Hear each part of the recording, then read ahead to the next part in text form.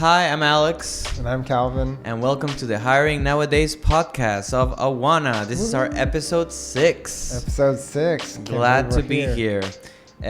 We love talking about recruiting. We love talking about hiring.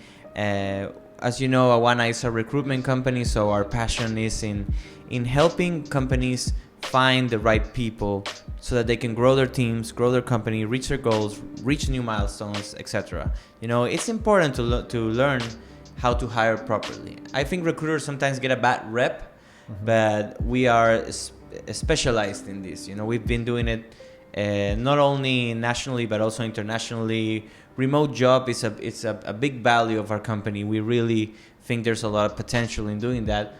But you know, the modern world is tricky. Sometimes hiring nowadays is not as easy as you would think. So many platforms, so many tools, and things can go wrong. And when things go wrong, you lose money. And that's what I want to talk about today. I want to talk about how you can maximize hiring efficiency. I want to take a deep dive into the cost of hiring, how you can avoid wasting too much money, or how you should know how much you should invest to have a good result. You know, it's like always trying to find the middle ground to help all of you find those right candidates. So what can you say about maximizing hiring efficiency? You know, it's a big subject. It's a complex subject. Yeah. Because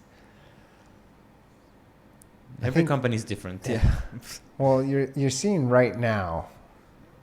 We spoke about it in our previous podcast, but to expand upon it, now you post a job and you're going to get hundreds of applications. So how do you go through this process of posting a job description, hiring, onboarding, and keeping that employee or contractor or whoever for at least 1 year? Yeah. Like that's your minimum goal for a successful hire, is getting that person hired for 1 year.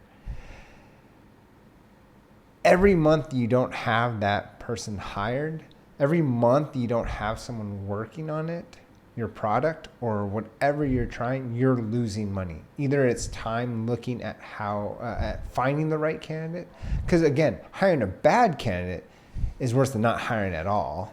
Yeah. Because hiring a bad candidate means you stop looking for somebody. You spend minimum 1 to 3 months, or I guess minimum 1 month, but on average 1 to 3 months to figure out if this is a really good candidate for your company or not. And then you either have to let them go or not. So that's kind of like every companies know that this exists. So how do you eliminate that, or how do you improve the minimum layer of success of getting someone for 1 year where they are successful with you? They're moving your company forward. And really it comes down, like we talked in depth, over 30 minutes just about your job description. So I don't think we need to go into that. So you go to episode 5, go through that and learn about your job description. But then it becomes into how you're going to interview that person. What are you doing to filter out the noise when you're interviewing them?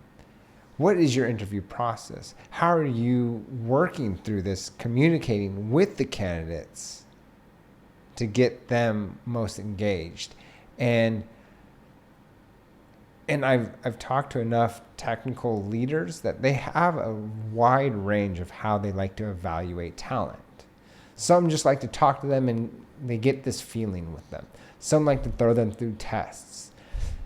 And some like to have them do a take home. There's a wide range of how to technically analyze a candidate. And technical leaders have all different ways. And so they're going to do that. My best suggestion in these cases is to set that from the beginning and talking to people that have successfully done this. So depending on your organization, if you are, depending on your organization and the culture that your product team has. So I guess on that subject, if you want to be efficient, set your product team culture. Because your product team culture, your tech team culture is different than your company team culture. So if you talk about your company culture and not your team culture of the product team that you're hiring for, you're going to have a misalignment. Yeah, for Because sure. if you bring somebody on that's, I don't know, a chit-chatty water cooler type person, but on your product team, you're a no-nonsense team. You come in at 9, you leave at 5, and you don't talk to each other. And that's fine. Whatever. That's your culture. Mm-hmm. But you don't want someone that's going to break that culture because it'll disturb the rest. That's chaos. Yeah. So efficiencies, setting that up, getting that well known, discussing that, breaking down the soft skills and analyzing those. Because those are going to be, I've talked to many technical managers, and that's like more important than the tech skills, is what is their communication style? What is their, and that's the number one thing. How do they communicate? How do they solve problems? What do they do when they can't solve a problem? Mm-hmm. Getting that information out and testing those things and catching them, and figuring out if they are just speaking in generalizations or they're telling you facts, and diving deep into those and spending more time on that than, so tell me about a problem that you solved. And they just give these generalizations and you skip that and you go, okay, thank you. And you go to the next one. No, dive deep into the problems. Dive deep into, so like if you're not understanding something, how do you, or when you accomplish something, what do you do? Yeah, the soft skills, important soft skills. I feel like the two key words here is, of course, efficiency, is how you can make the best out of this hiring endeavor, if you want to call it like that. But we can also analyze the word cost, because, of course, financially, the financial aspect is, I would say, important of either failing or winning in a good hire, right?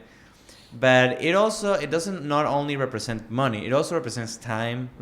It represents not meeting a deadline.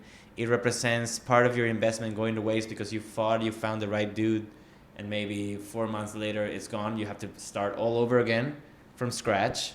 So definitely, I feel like hiring has its costs if you're successful and if you're not. But it's better to try to do it the right way.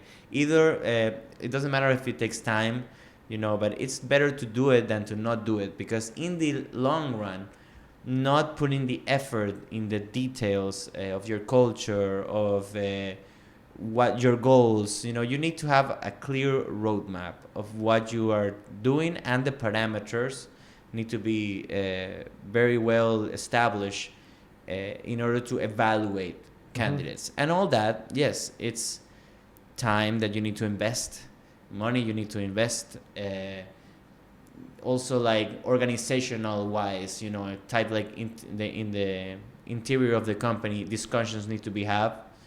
And sometimes I think that is the reason why a lot of companies skip this like detail driven hiring thing, because it's too long. But trust me, when they have a bad hire, they are begging, oh man, we should have done this from the beginning. That's what we see as recruiters, right? Like sometimes like people take more than 3 months to close like a tech role, and that's crazy. I mean, I guess we see the frustration, and it's all because maybe you either lack the experience or you lack that detail driven strategy, like that's what makes a difference to me. Yeah. Well, so and let's just, I'll bring up, I'll share some numbers in terms of just the first interview. Let's just break down to get to the first interview for a candidate, right? You can do two things off the top of my mind. Maybe there's more, but let's say you post a job, right? We discussed this last time, and you get 100 candidates, and that's pretty low, but let's just say you get 100 candidates. Like I said, it's called 4.8 minutes because that makes math a little bit easier. That's 480 minutes to go through those 100 candidates, 6 hours, just to find the top candidates that you want to interview. Then, with the candidates you think are good, you have to message them. You have to schedule an interview with them. Then you have to have the interview. Let's be nice and not say an hour. Let's say call it 30 minutes. You interview of those 100, you do somewhere 10 to 20. 20 makes it easier math, so that's 10 hours. 16 hours, call it maybe a little bit extra, but minimum 16 hours to go through that to have your first interviews, to create the profiles of 20 people that could fit, to then have your second interviews, your third interviews. And that's just one part of it. That's doing a passive. Now let's say you have your team and you want to find the right candidate. So then that's even more difficult, because now you have to create the filters. You have to go through different sources to find the right people, to reach out to them, hoping that they will respond to you. Because maybe the right candidate that you need is not even available to you. And so you have to go find them. And as you stated earlier, maybe you look at a referral and you have to take into consideration, okay, yes, that person referred it, and I know this person should be at least somewhat good. So that person then refers that to me, and I then have to have that interview, that first interview. And I have to break down, are they technically, like whatever role it is, and I'll use technical very loose in this terms. It doesn't necessarily have to be a software developer, but technical can be, do they have the right marketing skills? Do they have the right sales skills? Do they have whatever role it is? Yeah. Do they have the skills necessary to do it? And then do they have the soft skills necessary to perform well? And all that is a lot of time that could be used doing something else in your company. Because imagine you're a company, and let's say you don't, in one instance, you don't have this department. You don't have the recruiters. You don't have this.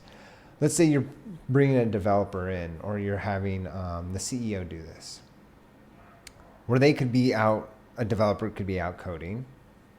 The CEO could be out selling. Maybe it's the operations person. The operations person could be doing something else with their time. But now they're going into this part of it. Is it valuable? Yeah, because a bad hire is terrible. But is there a better way? There is a better way. Yeah. And that's not even taking into consideration, okay, how are you communicating with the people in between? Because interviewing is anxious. So you post the jobs and you take the interview, and you get a candidate that you thought was good but wasn't, because they were really nervous. And yeah, in a perfect world, people wouldn't be nervous at an interview. But you have different people. Some people are more introverted. Circumstances, yeah. So are you going out there and saying, hey, you know what? Before we have this interview, just take it easy. In fact, let me have a pre-interview with you and just like have a chat, not about the job. Doing that, not possible. That's a waste of that company's time. Yeah, it's so much time. So, I break this down because for the companies that are going out there that want to do this themselves, that, yeah, it's going to be really easy to find candidates right now. And I'm sorry, developers that are out there trying to find a job, and I'm telling you, hey, look, it sucks, but there's a lot of you out there that want to find a job. And for every job posting, there's going to be a minimum of 100 applicants. Yeah, competition is insane. Yeah. So companies are not going to spend the time to go over this, and they're just going to take their gut instincts again and hopefully get lucky. And even to the referral side, they're trusting somebody else to do this for them. And there's definitely better ways to go about doing this. Yeah, there's a conversation to be had about efficiency and quality. Mm-hmm. Because you can go the whole 8 yards. That's how you say it. The whole 8 yards. You said 10 yards. 10 yards. Yeah, 10 yards sorry. football. I am from Latin America. I'm still learning. But that's the thing. We can talk here and say, oh yeah, you can do this. But maybe if you do too much, you're gonna either way lose time. So that's the tricky aspect of it. You wanna be right in the middle, where you are hiring, taking the time to be efficient, but without like losing yourself in the way. You know what I mean? Like doing too much to do all these details, maybe because you think the quality is important. You need to have both.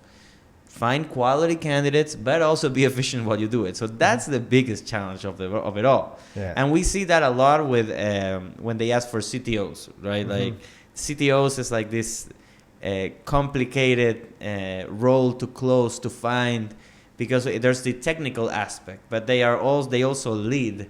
So you don't want someone that's going to be like super cold. You want someone that can be a leader. And that's where hiring gets complicated. Like you need someone that knows all this stuff, but also is a good leader, is a nice guy, at least. I don't know. But it's difficult to follow the whole path and not get lost in the woods or whatever, I don't know. You know more about this than I do, like especially with CTOs. Like So hiring for executives is really time intensive because it's this is extremely important because that's going to give the direction for your company. And in addition to that, the CTO ideally is going to, if they're on payroll in the early days, is going to be one of the more expensive hires if you're hiring them. Or let's even take it a step down and call it the lead tech person on your team. Typically, it's going to be really expensive for that person because they have to technically lead your team. And if you're a tech company, that person's going to their drive. Valuable experience, everything. Yeah. I mean, there's people that have been in the trenches. So, and just the time put into finding that person is really important. But let's just say you go through that and you succeed and you hire that person, and now you have that person on the hiring team. You put all that effort to hire a tech person. Yeah, they have to know who's going to be on their team. It's really important because they're going to decipher between a bad and good hire. But you're having this person, they need to lead your team and they have to develop and lead your product. And if that person is spending more time on hiring and going through resumes, it's a waste.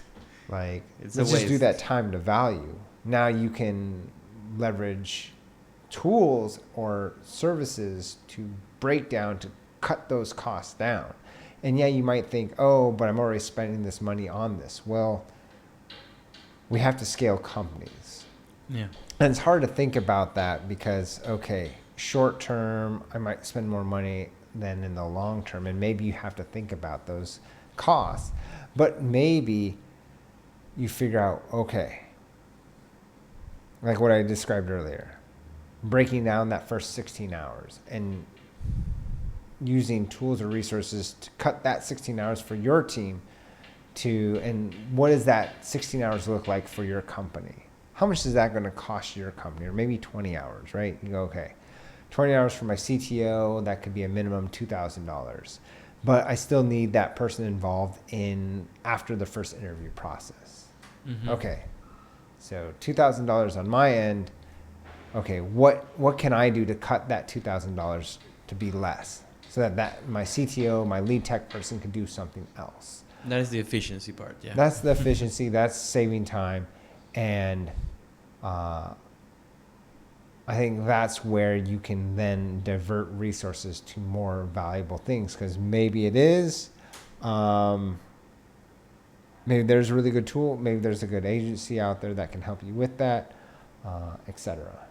It's interesting because it's all about balancing time, balancing luck even, and the skills when you hire, because it's all like I'm not trying to say it's fate, but you have to be at the right time at the right place and have done the right work in order to receive this hire. But it's important, to minimize the reliance on luck.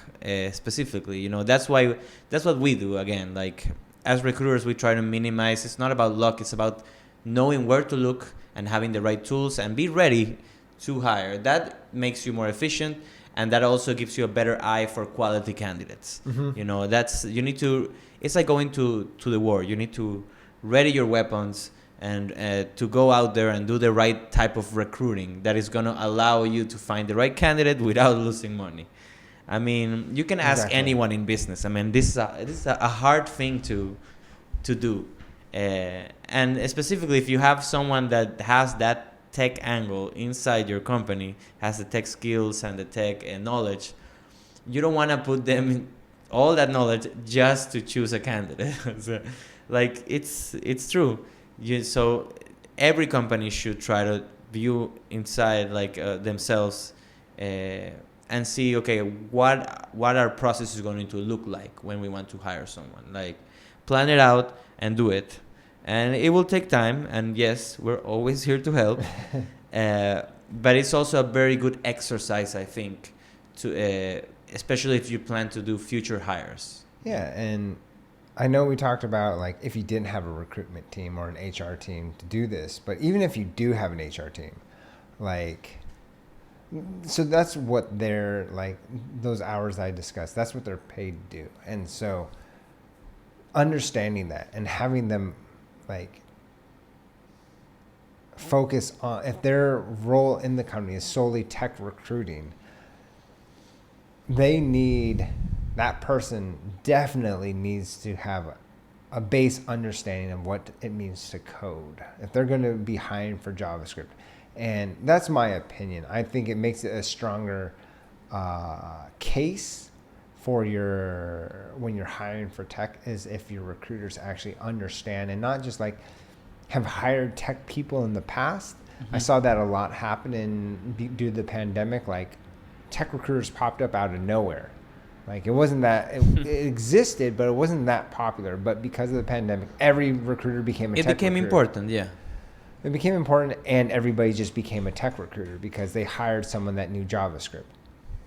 Well, hiring someone that knows JavaScript and just being able to go, oh yeah, like this one's Angular and this one's React and full stack JavaScript. Yeah, I know that code.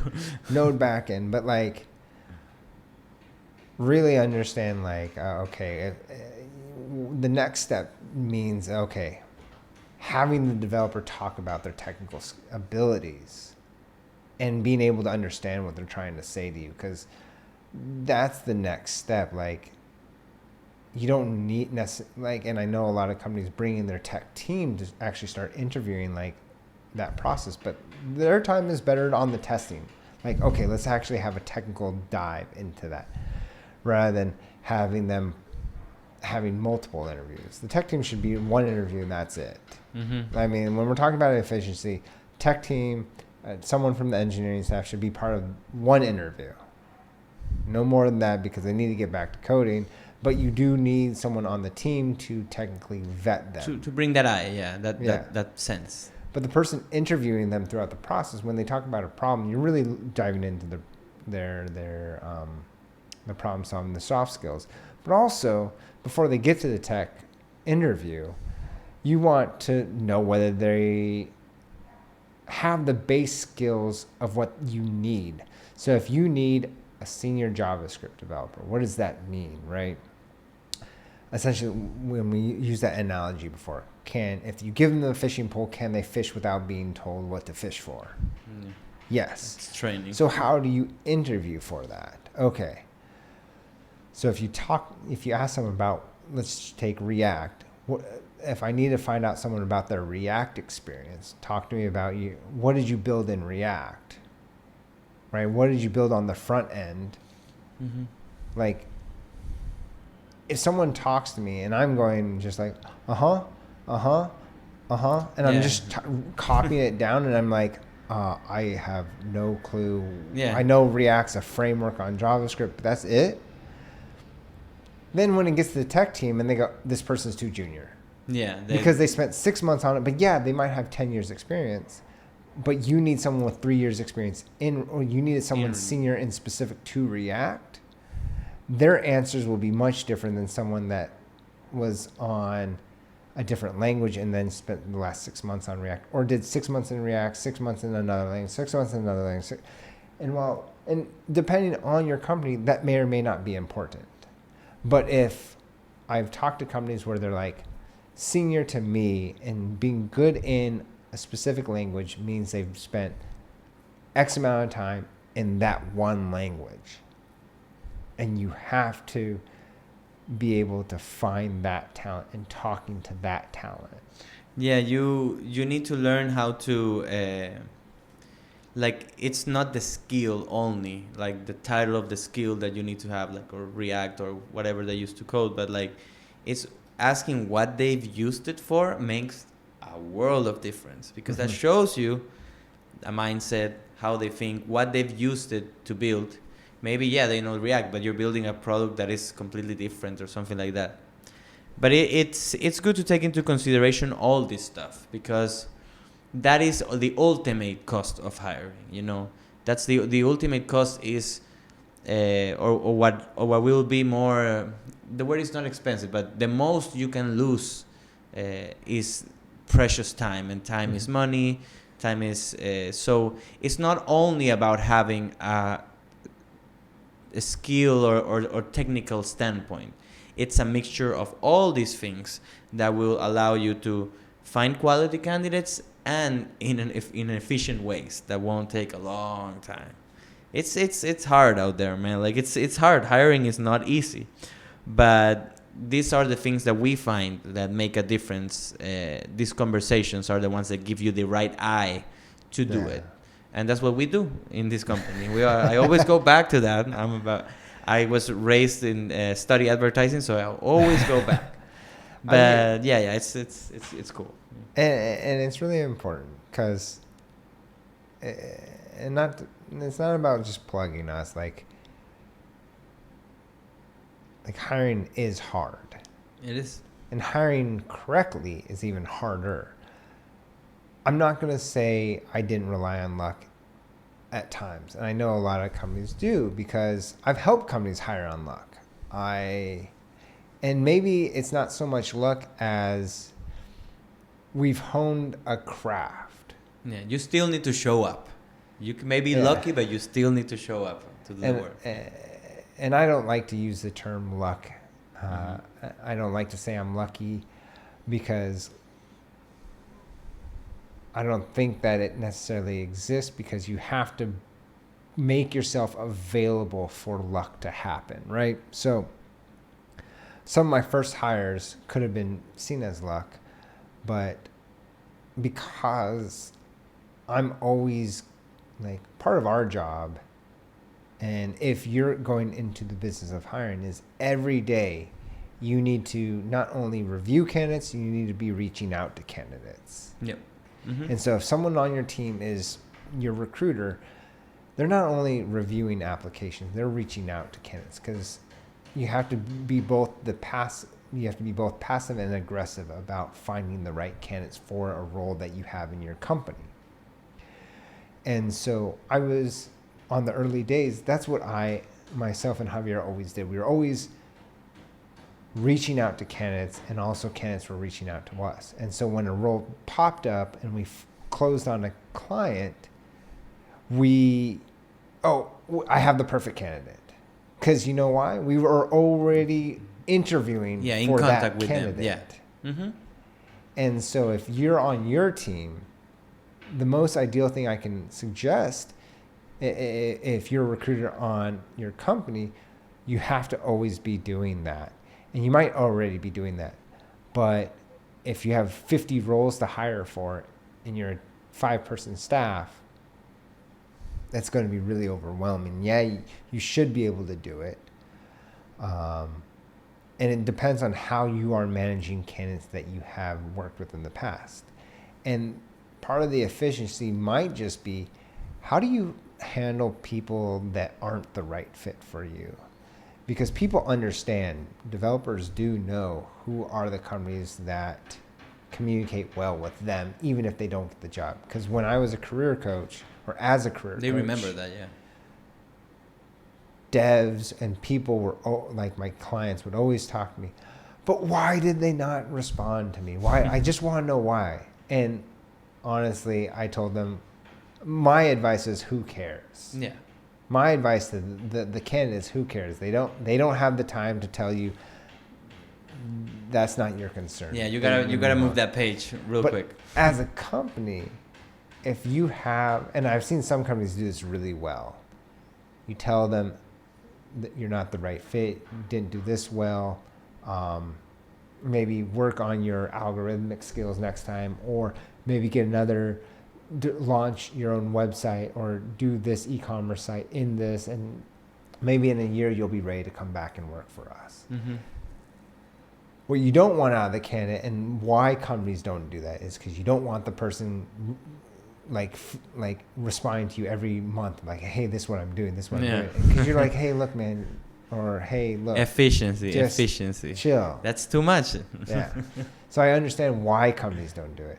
Yeah, of course. But as companies, it is good to just give them and say, hey, look, if you see a job on our company, feel free to reach out again. Yeah. Yeah, I feel like at this point in the podcast, I always use crazy analogies. So I feel like going back to that of hiring and even finding a job, I was thinking of a great analogy is in the weddings when they throw the bouquet. Okay. And someone's going to catch it. Yeah, it's luck, but you still need to be there to try to catch it. So I think hiring is a little bit like that. You need to be ready to catch it if it passes you, and need to recognize, and even, I don't know, maybe even have a strategy, but that's maybe going too much. That maybe is not efficient. But that is how I see it, right? You need to be there in order to catch a good hire. And that is the ultimate cost. Balance everything out. As always, it's been a pleasure. At Awana, we place the brightest professional in LATAM for long-term jobs. That's what we do. We're a recruiting company. And this has been the Hiring Nowadays podcast, episode 6, right? Episode 6. Episode 6. It's been a pleasure to talk to you. Reach out to us anytime you want. If you need help hiring, if you need help closing roles, or even if you just need advice, our doors are always open. And my name is Alex. And I'm Calvin. And we'll see you next time. Ciao.